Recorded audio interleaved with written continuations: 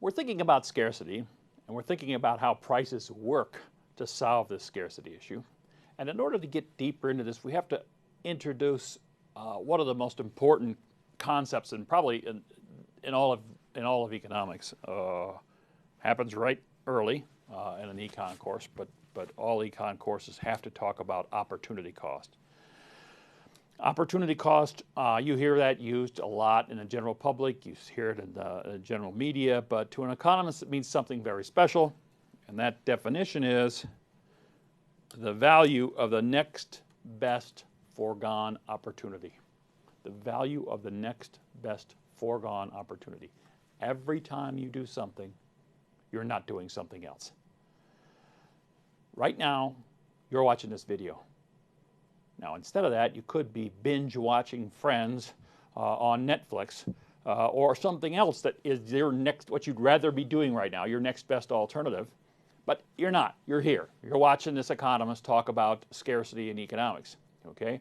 But the point here is that every time you decide to make some decision, you don't get something else. Okay? Now, this turns out to be fundamentally important to us because when you go in the marketplace, you're going to use these little green sheets of paper. And these little green sheets of paper, what are they good for? What do they really mean? I mean, you can't eat them. I suppose you could use it to sort of wallpaper your house or something like that. But fundamentally, you know what they're good for. Everybody who's watching this knows exactly what this green sheet of paper means. In your head, you have an embodied recognition of the joy and happiness you can get with this. All right? And when you decide to walk up and buy the morning's copy of the New York Times for $1, when you pass this dollar away, you're giving up what you could have used it for instead.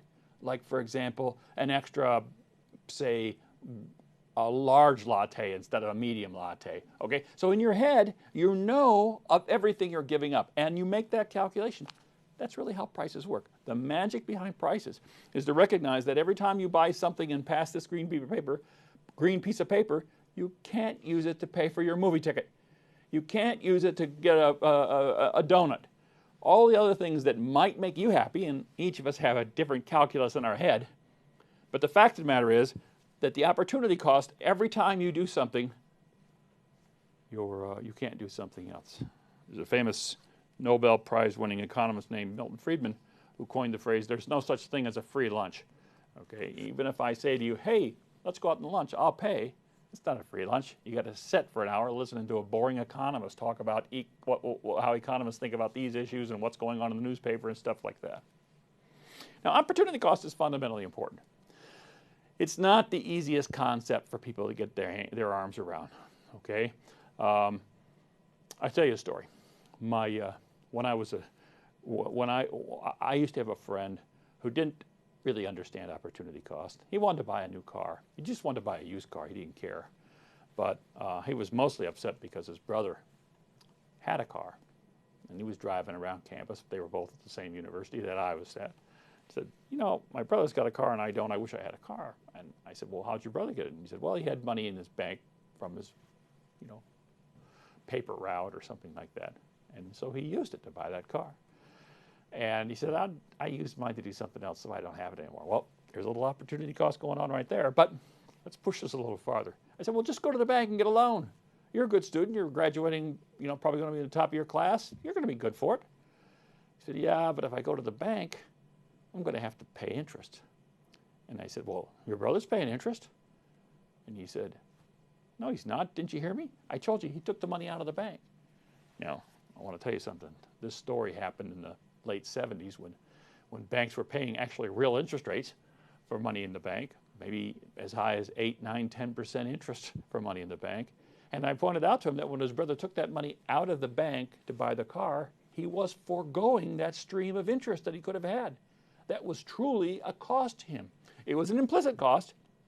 There wouldn't be a line on that tax form where you could write down there and say, I want to deduct this interest payment, like my friend might be able to deduct car payments, depending on where his tax status is, because he would have explicit interest he'd have to pay the bank. But the point is, never forget, there always is this next best alternative. There always is something that you have to think about. We're going forward here.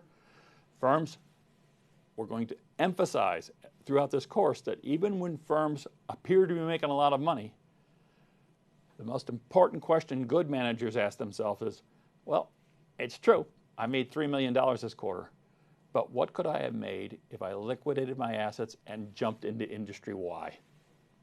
Okay, those are the important decisions. Those are the decisions people make on a daily basis across this economy that drive resource allocation. It's not driven by government regulators who say we ought to have more resources in this sector and less resources in this sector. People make informed decisions by thinking about what they could be doing if they were in that sector instead of this sector. You make those decisions on a daily basis. Every time you shell out $1 in the morning for a newspaper or a cup of coffee, you know you don't have something else that day.